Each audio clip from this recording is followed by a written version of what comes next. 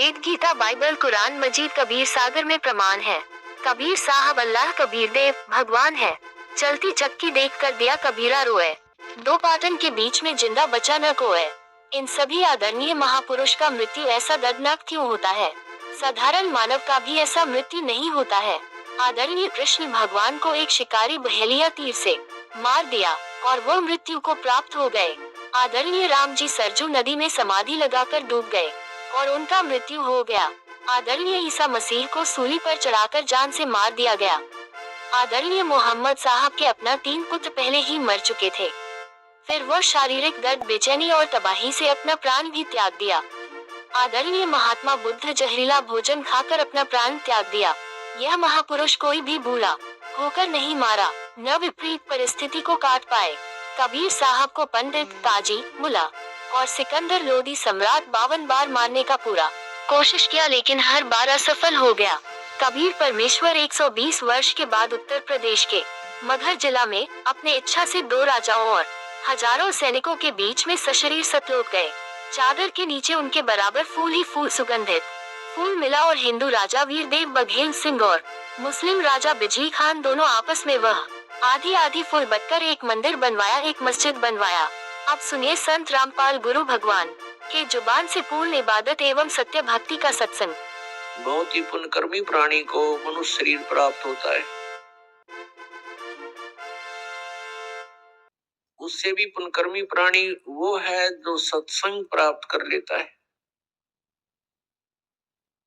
पुण्यात्माओं, आप सभी उन विशेष पुण्यात्माओं में से हो। परमात्मा की आप विशेष प्रियात्मा हो जो सत्संग सुन रहे हैं। सत्संग में आने से हमें ज्ञान होता है कि हमारा जन्म हुआ किस लिए, हमारा जन्म हुआ तो मृत्यु क्यों हो रही है। हम सारा जीवन जिन भी वस्तुओं को कलेक्ट करने में लगा देते हैं, कोई मकान बनाया है, कहीं कोई कार खरीदी है, कितने कोई मोटरसाइकिल ली है और अन्य बहुत सा सामान हम इकट्ठा करते हैं और फिर हम तुरंत मर जाते हैं, मृत्यु हो जाती है। हम सारा जीवन यही सोचते रहते हैं कि ये घर मेरा है, ये परिवार मेरा है, ये पुत्र मेरा है या बेटी मेरी है, ये कार मेरी है या कोठी मेरी है। मृत्यु के तुरंत बाद इस शरीर का अंतिम संस्कार कर दिया जाता है और जीव का पता नहीं वो कहां चला जाता है। तो ये हमारा कहां था, ये हमारा कैसे हुआ, ये प्रत्येक प्राणी को ये ज्ञान है कि मृत्यु बहुत बुरी चीज है और सभी मृत्यु से डरते हैं और मृत्यु कंपलसरी। ये ऐसा क्यों हो रहा हमारे साथ कि हम मृत्यु से डरते हैं? अपने शरीर की रक्षा के लिए हम अपने इस प्रॉपर्टी को भी बेच करके ट्रीटमेंट पर लगाना उचित समझते हैं ताकि हमारा जीवन बना रहे। और सब कुछ करने के उपरांत भी एक दिन मृत्यु होनी ही होनी है और ये मृत्यु हमें बिल्कुल खटकती है, कतई नहीं अच्छी लगती। इसका कारण क्या है?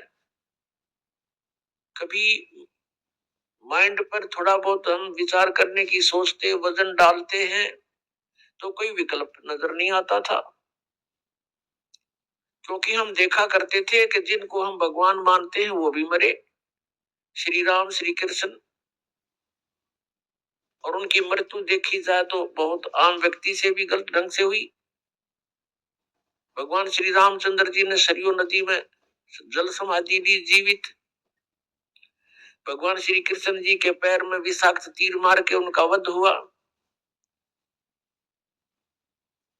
तो अब हम सोचने पर विवश हो चुके कि ये ऐसा क्यों हो रहा है।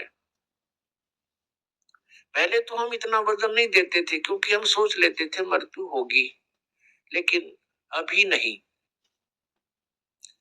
कोई 20 वर्ष का है, कोई 30 वर्ष का है, वह सोचता भी थोड़ा मरना, मेरी तो 60 70 80 90 वर्ष की उम्र बताते हैं। और जो 80 90 तक पहुंच चुके हैं उनसे पूछकर देख लो, वो भी नहीं चाहते मृत्यु हो। कहते हैं अभी तो और 10 20 वर्ष है, 100 वर्ष तो जीते ही है।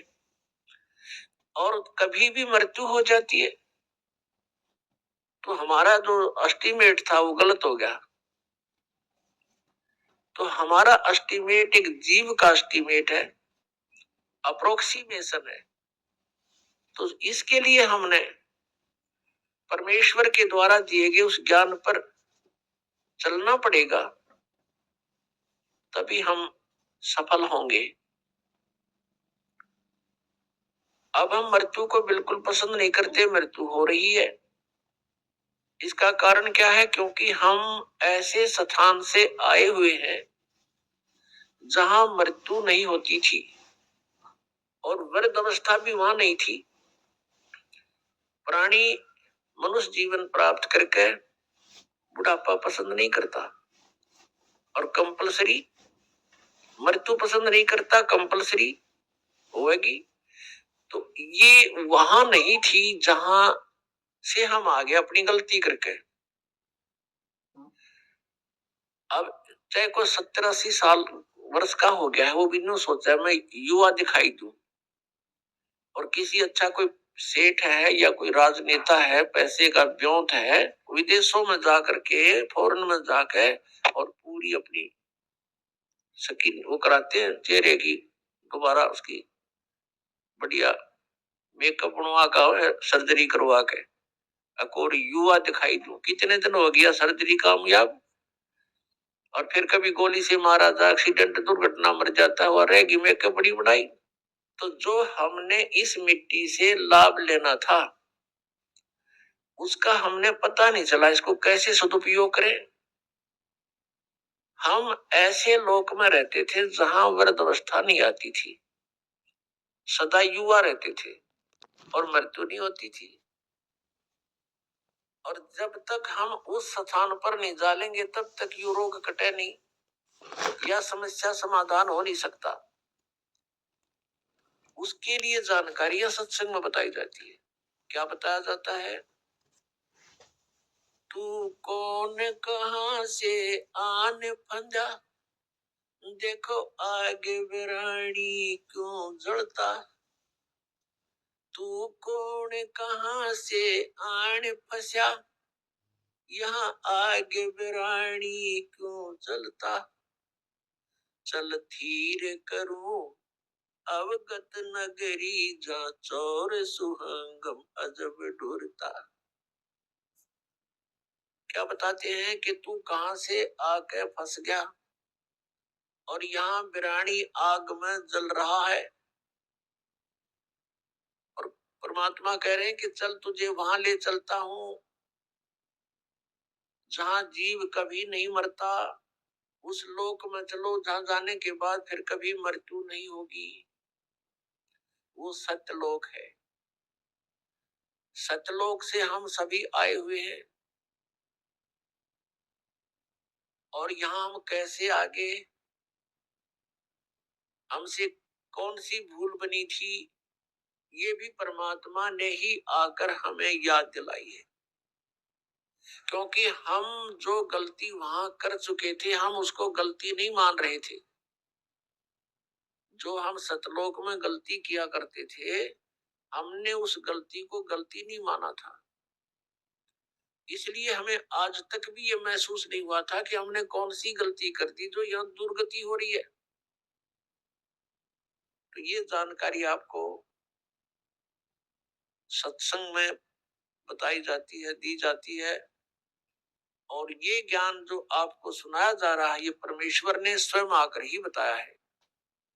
पुणात्मा, ये अमर कथा जो आपको सुनाई जा रही है ये सत्यनारायण कथा है। और हमने जो कथाएं सुन रखी हैं वो सत्यनारायण कथा नहीं थी। सत्यनारायण का अर्थ होता है सत्यनारायण, सत्य माने अविनाशी।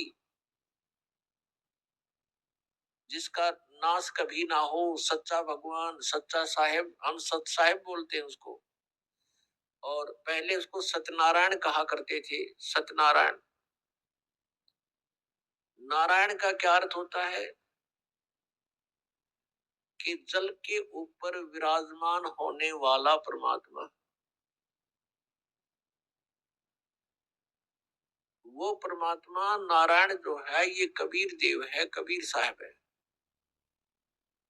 जो जल के ऊपर आके विराजमान होता है कमल के फूल पर। ये सत्यनारायण है, ये अविनाशी परमात्मा है। हम इसको सत साहब बोलते हैं, सत साहेब। जैसे साहब कहते हैं, साहब, ये फलाना साहब, ये मंत्री साहब, प्रधानमंत्री साहब, तो हम उसको बोलने में थोड़ा साहिब बोल देते हैं, बोलने में सुथरा सा लग गया साहिब। नहीं तो ये सत साहब कहो, सत साहब, सत साहब एक ही बात। तो सत साहेब यानी सत्यनारायण भगवान, सत्यनारायण, सत्य माने सच्चा, अविनाशी। तो हम जिनको सत्यनारायण मानकर उनकी कथा सुनते और सुनाते थे, वो सत्यनारायण नहीं थे, वे अविनाशी नहीं थे। जैसे विष्णु जी, श्री विष्णु जी, श्री ब्रह्मा जी, श्री शिव जी, ये नासवान थे। तो हमने अभी तक न तो सत्यनारायण का ज्ञान था और न ही सतलोक का। गीता जी अध्याय नंबर 18 के श्लोक नंबर 62 में कहा कि अर्जुन तू सर्व भाव से उस परमेश्वर की शरण में जा, उसकी कृपा से ही तू परम शांति को और सनातन परम धाम को प्राप्त होगा। उसी परमेश्वर की कृपा से सनातन परम धाम और परम शांति। जब तक जन्म मृत्यु है जीव को शांति नहीं हो सकती, क्योंकि इस पृथ्वी पर आप किसी भी जीव को देख लो, किसी को भी चैन नहीं है। हम राजा लोगों को ये समझते थे ये बड़े सुखी है, इन जैसा दुखी धरती पर इंसान नहीं। ये सत्कर्म मान लें। अब इनके बस की बात नहीं, ये राज ना करें क्योंकि इनके भाग में लिख रखा है, इसकी इनकी किस्मत है, पिछले पुण्य है। उन पुण्यों के प्रतिफल में उनको ये समस्या मिली हुई है। देखो, एक छोटे से परिवार का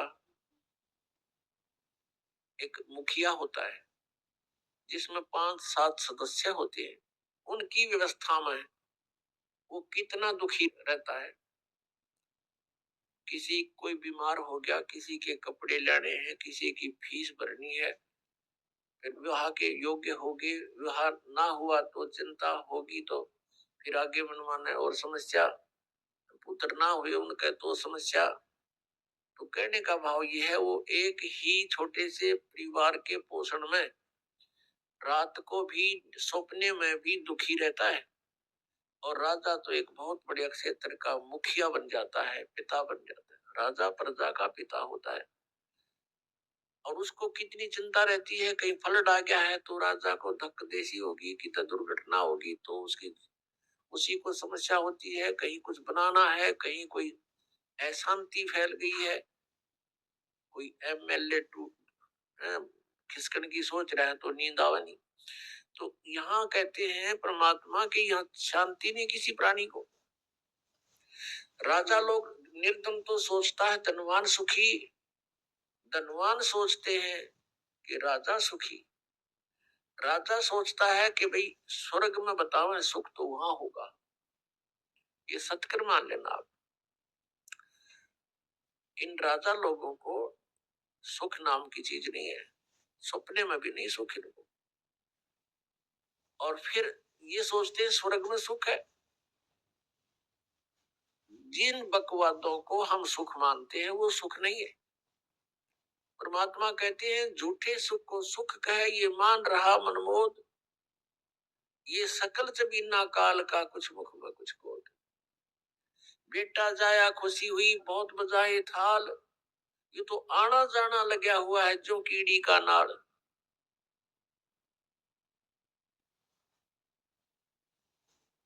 अब राजा सोचते हैं कि स्वर्ग में सुख होगा। अब स्वर्ग के देवता जो उनकी दुर्गति, उनके इतिहास पढ़कर देखो पुराणों में,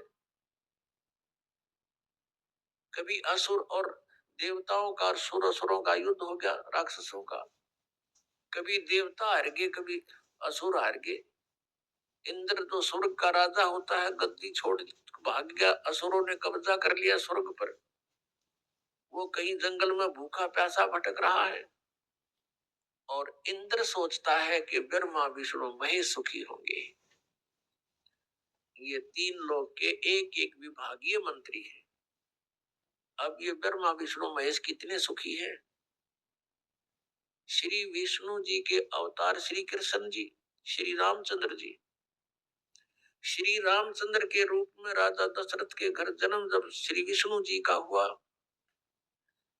युवा हुए, युवा होते विवाह हुआ, विवाह होते ही वनवास हुआ, वनवास से सीता का हरण हुआ, यानी उसकी पत्नी का रावण उठा ले गया और फिर रावण के साथ युद्ध हुआ। पुण्यात्माओं, करोड़ों व्यक्ति मारे गए वहां पर। तब सीता की वापसी हुई।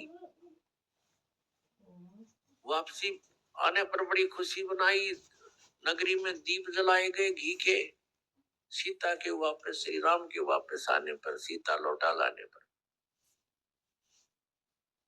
और कुछ दिनों के बाद सीता जी का निष्कासन कर दिया श्री रामचंद्र जी ने स्वयं ही। किस बात पर के एक धोबी ने व्यंग कस दिया, वो अपनी पत्नी को धमका रहा था रात्रि के समय। वो किसी उस आपस में कहा सुनी होने से उस धोबी की पत्नी घर से बाहर चली गई थी कहीं अपने रिश्तेदारी में। फिर वो वापस लेकर आया तो उसको धमका रहा था कि मैं तुझे घर नहीं रखूंगा, तू 3 दिन कहाँ रही, मैं दशरथ के पुत्र जैसा नहीं हूं जो वहां पर 12 वर्ष तक रावण के पास रही, उसको फिर घर ले आया। उधर से श्री रामचंद्र जी राजा थे अयोध्या के। पहले राजा लोग अपनी प्रजा के दुख सुखों को स्वयं ही जाना करते थे, रात्रि के अंदर वेश बदल कर घूमा करते थे। ये बात जब देखा कि किस घर में की आवाज आ रही है, वहां खड़ा होकर सुना, तब उसने सुनने को मिला कि मैं उस राजा दशरथ के पुत्र रामचंद्र जैसा नहीं हूं जो रावण के पास उसकी पत्नी रही और उसको घर में रखे हुए है, तो सुबह निकल जाना यहाँ से। इस बात को सुनकर ही श्री रामचंद्र जी ने सीता जी को निष्कासित कर दिया, निकाल दिया घर से, कि नगरी के लोग मेरे ऊपर व्यंग कस रहे हैं और मैं ये बात नहीं सुन सकता।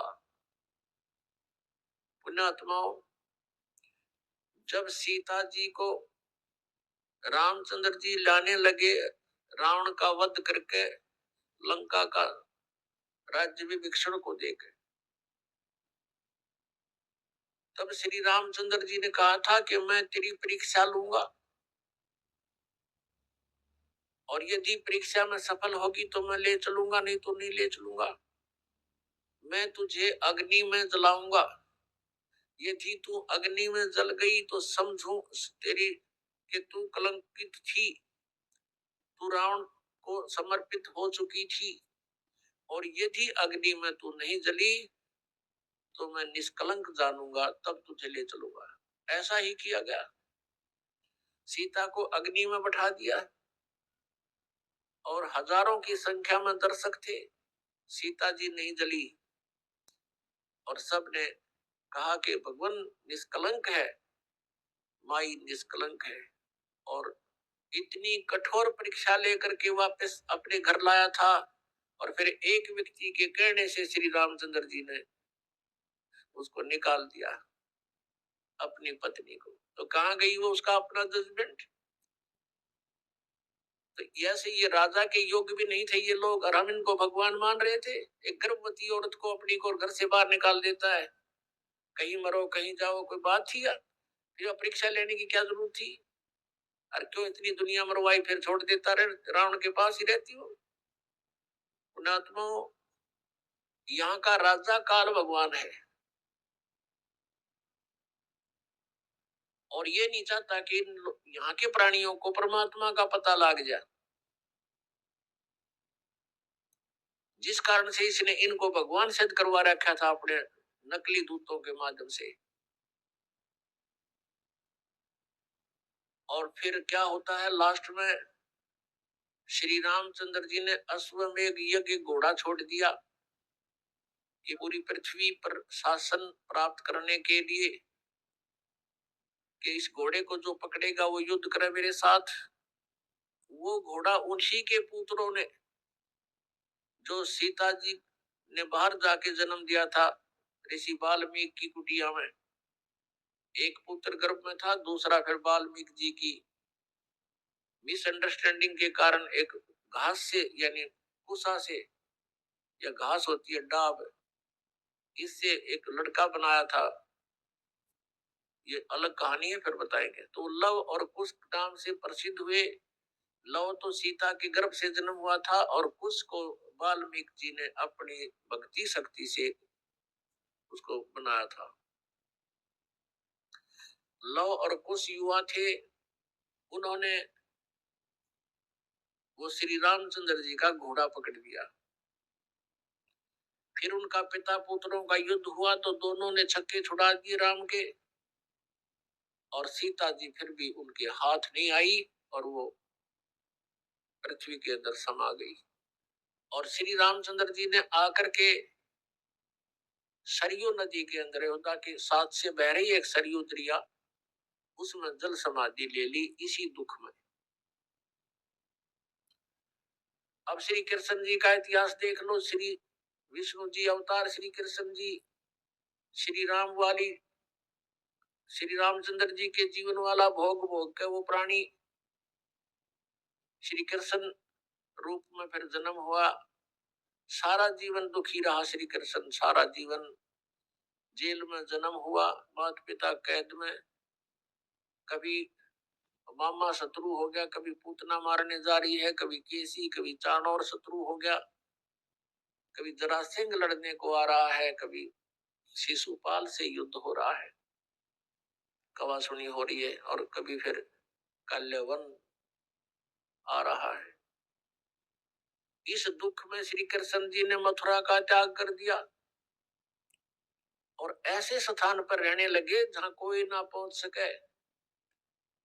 समझदार व्यक्ति यही सोचते हैं, राड से बाढ़ अच्छी होती है, झगड़े से बचाव अच्छा होता है।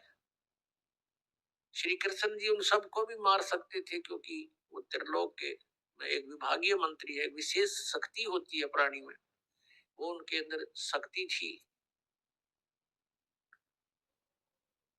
लेकिन यही सोचा था कि किस किस ने मारूं, या तो सबकी बुद्धि भ्रष्ट। तो श्री कृष्ण जी ने द्वारका बनाई। समुद्र के बीच में एक टापू था, जिसका केवल एक गेट था, द्वारिका, एक द्वार की नगरी। और ये सोच करके वहां यदि इतनी दूर, पहले तो कोई आवेगा नहीं, ऐसे स्थान पर जा रहे हम, और वहां कोई आवेगा युद्ध करने, तो हम एक ही तरफ से उसका सामना कर सकते हैं, इसलिए एक गेट था उसका, और बाकी तीन समुद्र था तीन तरफ। तो वहां श्री कृष्ण जी चले गए, अपना अधिकतर सारा ही जीवन वहां व्यतीत किया। यहाँ तो ज्यादा से ज्यादा 18 साल के, 20 वर्ष के तक यहाँ रहे थे द्वारका में, और बाकी फिर लगभग 200 वर्ष तक जिए थे श्री कृष्ण जी, और बाकी का समय द्वारका में व्यतीत किया था। तो अब ये जो लोग अनजान संत ऋषि, ये गुरु नकली हमें भ्रमित करते हैं कि द्वारका का, उस गोवर्धन का की परिक्रमा करनी चाहिए, और वृंदावन अवश्य जाना चाहिए, मथुरा में अवश्य जाना चाहिए, वहां हमारे भगवान ने लीला की है, उनके चरण कमल टिके हैं, वहां घूमा करते थे, स्नान किया करते थे। अरे श्री कृष्ण जी यहाँ तक 20 वर्ष रहे थे मथुरा में, बाकी 180 साल तो वहां रहे हैं द्वारका में, और वहां का नामो निशान मिट गया उस द्वारका को। इसलिए वहां खत्म की द्वारका, समुद्र में डूब डूब गई श्री कृष्ण जी की मृत्यु के बाद, और यादों का विनाश हो गया था, आपस में लड़के मर गए थे, और जो बाकी शेष औरतें बची थी उनको अर्जुन ले आया था, सब खाली हो गई थी द्वारका। उसके बाद वो समुद्र ने डबो दी थी, अंदर चली गई। कारण यही था कि भगवान ने सोचा कि यहाँ आएंगे फिर ये धक्के खान द्वारका में इतनी दूर, इसलिए उसका नामो निशान मिटवा दिया था। अगर आज द्वारका होती तो ये नकली कहते द्वारका में भगवान रहे थे, वहां जाया करो, वहां बहुत पुण्य होता है। उस द्वारका में तो सत्यानाश होया था, सारे यादव कटका मर गए थे वहां पर। आज भी जाते हैं वहां बहुत से श्रद्धालु। तो कहने का भाव यह है कि जब तक आत्म ज्ञान बिना नर भटके, इस तत्व ज्ञान बिना नर भटके, कदे मथुरा कदे काशी। फिर श्री कृष्ण जी का फिर कैसे अंत हुआ? श्री कृष्ण जी के सामने पूरा यादव कुल आपस में लड़का मर गया, पोते पड़पोते रिश्तेदार सब आपस में कटका मर गए। और वो सारा सांग देख के, वो सारा अनर्स देख कर जब श्री कृष्ण जी की मृत्यु हुई, एक परिवार के सामने एक आधे की मृत्यु हो जाती है, उसका कलेजा फट जाता है, रो रो के पागल हो जाता है इंसान। तो पुण्यात्माओं, आज तक हमें सत्यनारायण कथा नहीं मिली थी, और ये सत्य कथा है। सत्यनारायण का अर्थ है सच्चा भगवान, और सच्चे भगवान की सच्ची कहानी, सच्ची कथाएं। तो प्रसंग चल रहा है कि परमात्मा ने बताया कि तुम जब तक जन्म और मृत्यु के अंदर हो, सुख नहीं हो सकता, शांति नहीं हो सकती। अब इंद्र सोचता है ब्रह्मा विष्णु महेश सुखी होंगे। अब इन ब्रह्मा विष्णु महेश की आप देख रहे हो, श्री राम की, श्री विष्णु जी की, श्री कृष्ण जी की कैसे दुर्गति हुई। श्री कृष्ण यानी ब्रह्मा विष्णु महेश सोचते हैं कि परमात्मा कोई और है, हम सुखी नहीं है। अब प्रसंग चल रहा है कि सत्यनारायण कथा जो है, सत्यनारायण का अर्थ है अविनाशी परमात्मा। ब्रह्मा विष्णु महेश ये सत्यनारायण नहीं है। श्री विष्णु जी को हम सत्यनारायण जानकर किसकी कथा सुना और सुनाया करते थे, सुनते और सुनाते थे। आपको दिखाते हैं कि श्री ब्रह्मा जी, श्री विष्णु जी, श्री शिव जी ये सत्यनारायण नहीं थे, अविनाशी भगवान नहीं थे, ये नाशवान थे, इनकी जन्म मृत्यु होती थी। एक झलक दिखाएंगे आपको, समझदार को संकेत बहुत होता है। देखिएगा, श्रीमद् देवी भागवत, श्रीमद् देवी भागवत गीता प्रेस गोरखपुर से प्रकाशित है। इसके संपादक हैं हनुमान प्रसाद पोदार, चिमन लाल गोस्वामी। ये कहां से मुद्रित है? प्रकाशक एवं मुद्रक हैं गीता प्रेस गोरखपुर, गोविंद भवन कार्यालय कोलकाता का संस्थान। इसका एक थोड़ी सी झलक दिखाते हैं। 123 पृष्ठ, तीसरा स्कंद, 123 पृष्ठ है, ये तीसरा स्कंद। भगवान विष्णु, श्री विष्णु जी अपनी माता दुर्गा की स्तुति करते हुए बता रहे हैं, तुम शुद्ध स्वरूपा हो, ये सारा संसार तुम से उद्भासित हो रहा है। मैं ब्रह्मा और शंकर, हम सभी तुम्हारी कृपा से विद्यमान हैं। हमारा आविर्भाव और तिरोभाव हुआ करता है। आविर्भाव माने जन्म और तिरोभाव माने मृत्यु। हमारा तो जन्म और मृत्यु हुआ करता है। केवल तुम ही नित्य हो, जगत जननी हो, प्रकृति और सनातनी देवी हो। ये प्रकृति दुर्गा को कहते हैं, ये भी ध्यान रखना, ये गीता जी में काम आओगा आपके। भगवान शंकर बोले, देवी यदि महाभाग विष्णु तुम्ही से प्रकट हुए हैं तो उनके बाद उत्पन्न होने वाले ब्रह्मा भी तुम्हारे ही बालक हुए। आहा, फिर मैं तमोगुणी लीला करने वाला शंकर क्या तुम्हारी संतान नहीं हुआ? अर्थात मुझे भी उत्पन्न करने वाली तुम ही हो। ये स्पष्ट हो गया। शंकर भगवान कहता है कि मैं जब ब्रह्मा भी आपसे उत्पन्न हुआ तो उसके बाद मेरी उत्पत्ति हुई, क्या मैं आपका बच्चा नहीं हुआ? मुझे भी उत्पन्न करने वाली तुम ही हो शिवे, संपूर्ण संसार की सृष्टि करने में तुम बड़ी चतुर हो। ये शिवे उसी को बोलते हैं, दुर्गा को। इस संसार की सृष्टि, स्थिति और संहार में तुम्हारे गुण सदा समर्थ हैं। उन्हीं तीनों गुणों से उत्पन्न हम यानी ब्रह्मा विष्णु एवं शंकर, रजगुण ब्रह्मा, सतगुण विष्णु, तमगुण शिव जी, शंकर भगवान नियमानुसार कार्य में तत्पर रहते हैं। अब इस पवित्र पुराण में, इस श्रीमद देवी भागवत पवित्र पुराण ने 4 कंसेप्ट क्लियर कर दिए। एक तो ये कि ब्रह्मा विष्णु महेश नासवान है, इनकी जन्म मृत्यु होती है, ये सत्यनारायण नहीं है। और दूसरा ये हो गया कि दुर्गा इनकी माता है तीनों की। तीसरा ये हो गया कि रजगुण ब्रह्मा, सतगुण विष्णु, तमगुण शिव जी। और चौथा कंसेप्ट ये क्लियर हो गया कि ये केवल नियमित कार्य ही कर सकते हैं, यानी जिसके भाग्य में जो कुछ लिखा है उतना ही दे सकते हैं। दुख है तो दुख ही देंगे, ये उसमें परिवर्तन नहीं कर पाओगे। और सुख है आपके भाग्य में तो उसको भी यदि आप इनकी भक्ति करते हो तो निर्बाध दिला देंगे।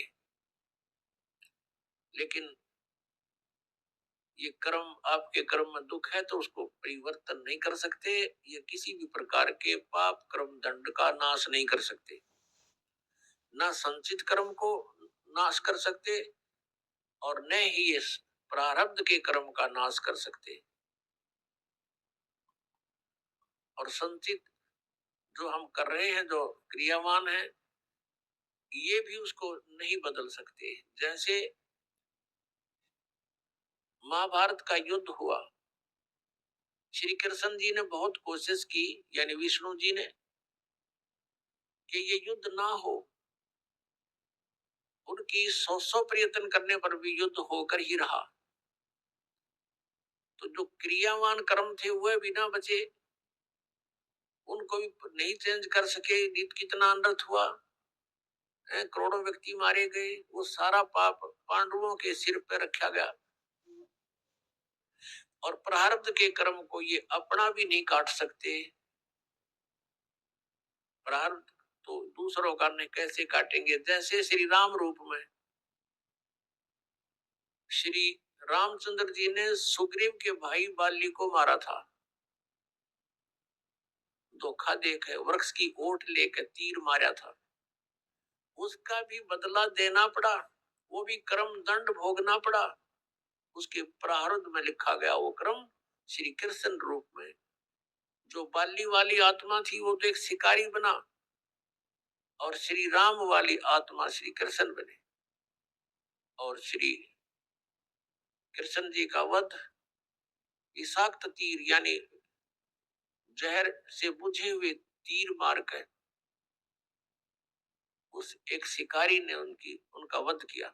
तो उनका अपना भी कर्म भोगना पड़ा उन भगवानों को, जिनकी हम गुण गाया करते थे, जिनको सर्वशक्तिमान बताया करते थे, तो वो भी सर्वशक्तिमान नहीं पाए। ये अविनाशी भी नहीं पाए, क्योंकि इनकी जन्म मृत्यु होती है। इनके पिता कौन है? इनके पिता काल रूपी ब्रह्म है। पुण्यात्मा, सत्संग के अंदर परमात्मा की याद दिलाई जाती है, आत्मा और परमात्मा की स्थिति बताई जाती है, कौन से कर्म अच्छे हैं कौन से बुरे हैं ये याद दिलाई जाती है। और आपको जो मिशन से जुड़ता है, जो भगवान चाहता है, उसको स्ट्रिक्टली कहा जाता है कि ये पाप नहीं करोगे, ऐसा नहीं करोगे तो तुम सफल होगे, सच्चाई है ये। तो फिर वो आपके क्रियावान कर्म भी बदलवा दिए जाते हैं। जैसे कोई शराब पीता है कोई चोरी करता है, कोई मिलावट करता है, कोई जारी करता है, कोई और बकवाद करता है, वो सब छुटवाई जाती है। वो क्रियावान कर्मों को भी चेंज कर दिया जाता है। प्रारब्ध के अंदर आपकी किस्मत में कोई जबरदस्त दुख है, उसको भी परमात्मा हल्का करके नाश कर देते हैं। परमेश्वर शरण में आने से आई टले बला, और जे मस्तिष्क में जे भाग्य में सूली हुआ काटे में डर जा। यदि आपके भाग्य में कहीं मृत्यु दंड लिखा हो, कहते कांटा लाग के, मनमाने ठोकर लाग के, अंगूठा फूट के जीवन बच जा, इतना हल्का करके परमात्मा, वो कबीर परमेश्वर आपके प्रारब्ध में लिखे हुए पाप कर्म का विनाश कर देते हैं। और संचित जो कर्म आपके वहां रखे हैं डिपॉजिट, उसका भी नाश कर देते हैं। क्या बताते हैं परमेश्वर अपनी महिमा, आप ही बताओ आकर के। जब ही सतनाम हृदय धरो, भयो पाप को नाश, जैसे चिंगारी अग्नि की भाई पड़े पुराने घास। हमारे संचित कर्मों का ढेर लगा पड़ा है। हम आप जी को अब मिली है सत साधना, जो सच्ची साधना करनी चाहिए थी। इस सत साधना को ना करके हम जितने भी क्रियाएं करते थे, वो शास्त्र विधि को त्याग कर मनमाना आचरण था। वो भगवान के विधान के विपरीत था।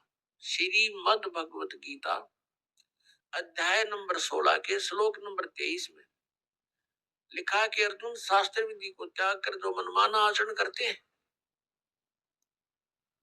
अर्थात मनमानी पूजाएं करते हैं, शास्त्र जो शास्त्र अनुकूल नहीं है, उनकी न तो गति होती है और न ही उनको कोई सुख होता है और न ही उनको कोई सिद्धि प्राप्त होती है, अर्थात यूजलेस। और इन तीन कामों के लिए ही हम भगवान की भक्ति करते हैं।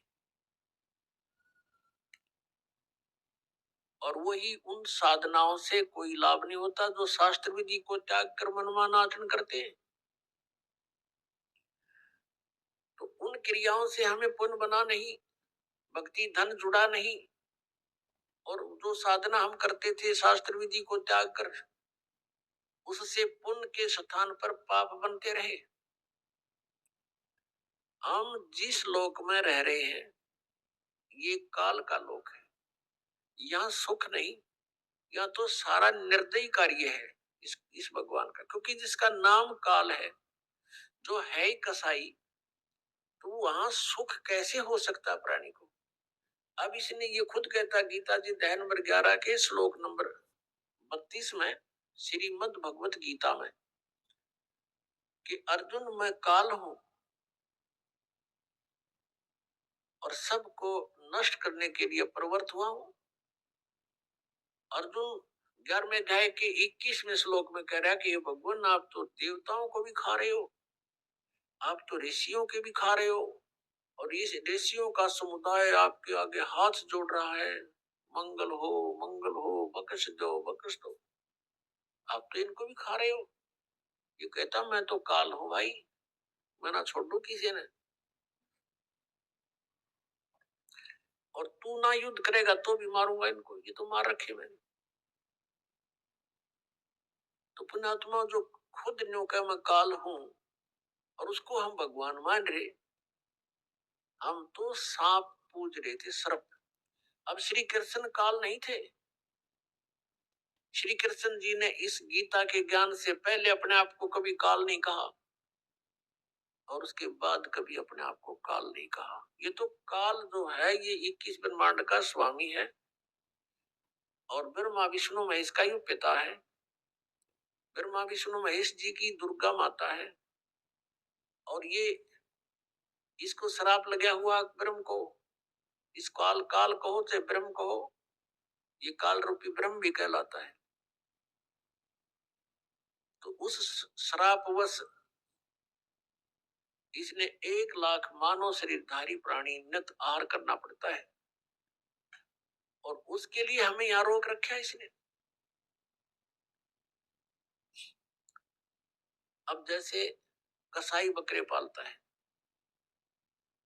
उन बकरों को सब सुविधाएं तो देता है वो, जैसे एक चारों तरफ से उनको बाड़ बना दी, कोई हिंसक पक्षी पशु और ना खा जाए उनको, और चरागाह बनवा दिया उनके लिए, घास फूस बोझे झाड़ उड़ा खूब उत्पन्न हो गए। एक तालाब बनवा दिया, एक शेड डलवा दिया घास फूस का, यानी झोपड़ी, सर्दी लगे तो उसमें आ जाए, वर्षा आवे तो उसके नीचे खड़े हो जाए। और चारा खूब बढ़िया उनके लिए उपस्थित होता है। अब वो बकरे ये सोचते हैं कि हमारा जो मालिक है कितना अच्छा है, कैसी सुविधाएं हमें दे रखी है, घास दे रखा है खाने को, चरागाह दे रखे हैं और तालाब बनवा रखा है। अब उन बकरों की इतनी ही बुद्धि काम करती है, लेकिन वो उस समय को भूल जाते हैं जब आता है कहीं से उसको ऑर्डर 20 बकरों का, 10 बकरों का, बकरियों का,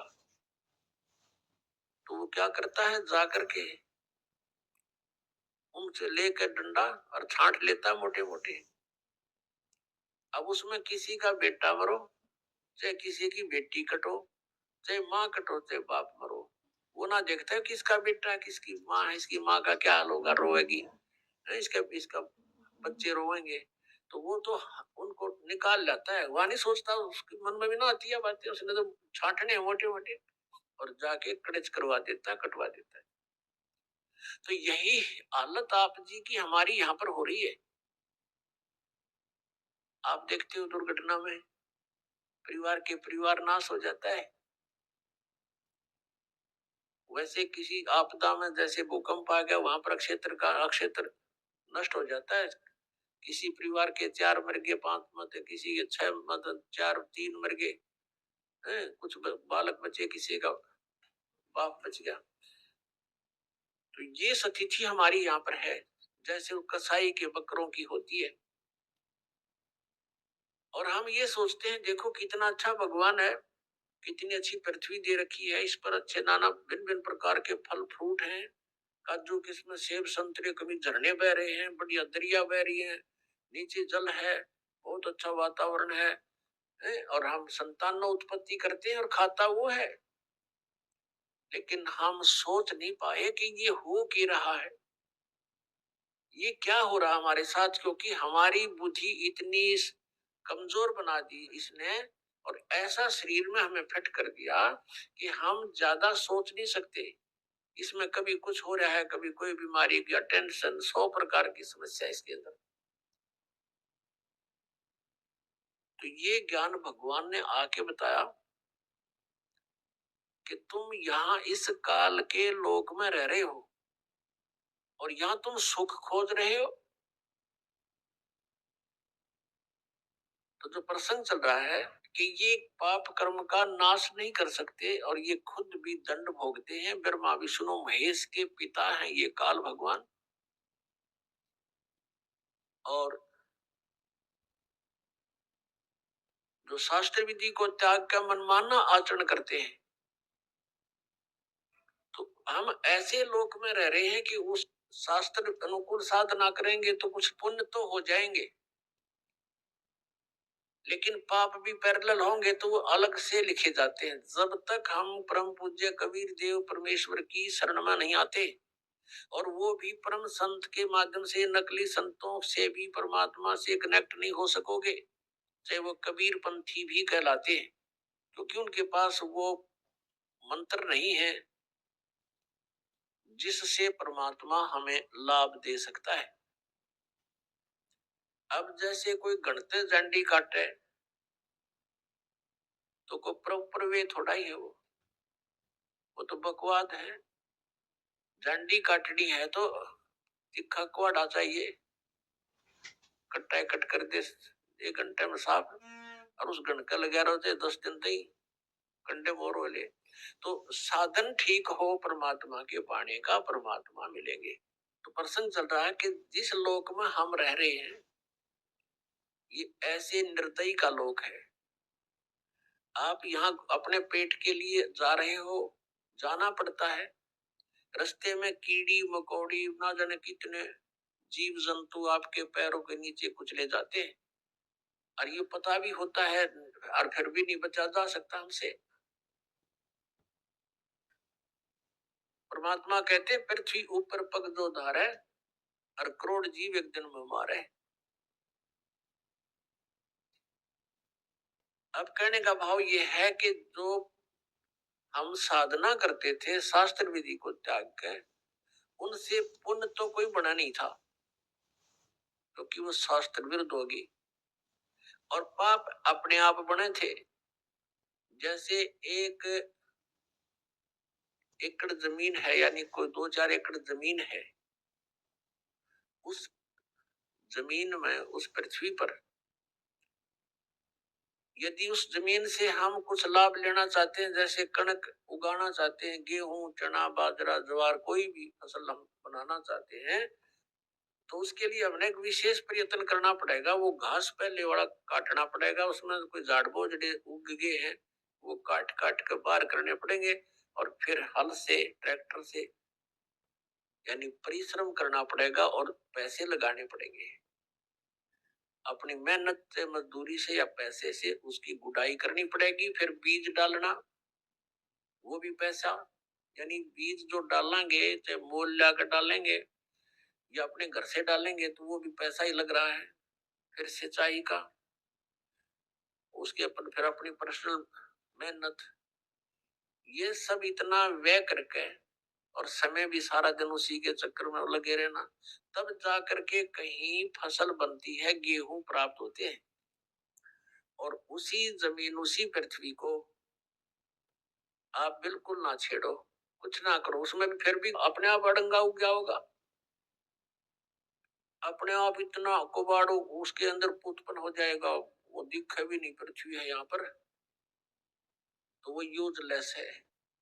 तो पुण्यात्मा, वो घास तो आप पे बन गया, वो अड़ंगा कुबाड़ तो आप पे उग गया, और फसल बनाने के लिए कितना प्रयत्न करना पड़ा, और वह भी फसल हुआ तो वरना भी हुआ। यहाँ की जो साधनाएं थी वो ऐसे टाइप की थी जैसे कोई इंद्र की गद्दी प्राप्त करने के लिए, स्वर्ग का राजा बनने के लिए तप या यज्ञ करते हैं, तो उनकी यज्ञ या तपों को खंड करवा दिया करता था वर्तमान राजा इंद्र। क्योंकि यहाँ राजनीति चलती है, धर्म नीति नहीं चल सकती। धर्म नीति तो परमात्मा के चरणों में आने के बाद हम राज्य की इच्छा त्याग कर ही धर्म नीति को पर चल सकते हैं, उसको सफल कर सकते हैं। तो इंद्र अपनी राजनीति के आधार से कि कहीं कोई तेरी गद्दी प्राप्त करने की योग्य कोई ऐसा धार्मिक अनुष्ठान ना कर ले, तो उनको खत्म करवा देता था, किसी ना किसी कारण से खंड करवा देता। तो वो समझ ले, जैसे किसान यहाँ पर खेती तैयार करता है, ओले आगे या वर्षा फ्लड आ गई, हो गया नाश अपनी बनाई का, या आग लग जाए अपनी बनाई फसल गेहूं के। तो यहाँ कहने का भाव ये है कि इतनी मेहनत के बाद भी आशा नहीं कि घर आ जाएगी, और घर आती है तो कितना प्रयत्न, और वैसे उसमें अड़ंगा वैसे उग गया उस जमीन में। तो ये हम जिस लोक में रह रहे हैं, ये ऐसा स्थान है कि हमने अगर पुण्य करने पड़ेंगे इस शरीर से, तो मेहनत करनी पड़ेगी, काम भी छोड़ना पड़ेगा, 10 रुपए भी लगाने पड़ेंगे, तब हम पुण्य प्राप्त कर सकते हैं। और साधना हमारी शास्त्र अनुकूल हो, शास्त्र विधि को त्याग कर मनमाना आचरण ना हो, तो तब हमें पुण्य मिलेंगे। और पाप बराबर में लिखे जाएंगे, पाप अलग लिखे जाते हैं, पुण्य अलग लिखे जाते हैं। जब तक हम कबीर परमेश्वर की शरण में नहीं आते हैं, परम संत के माध्यम से, तब तक हम जो साधना करते हैं, चाहे वो शास्त्र अनुकूल भी क्यों ना हो, तो भी हमारी दोनों लिखे जाएंगे, पुण्य न्यारे पाप अलग, और दोनों ही हमें प्राप्त होंगे।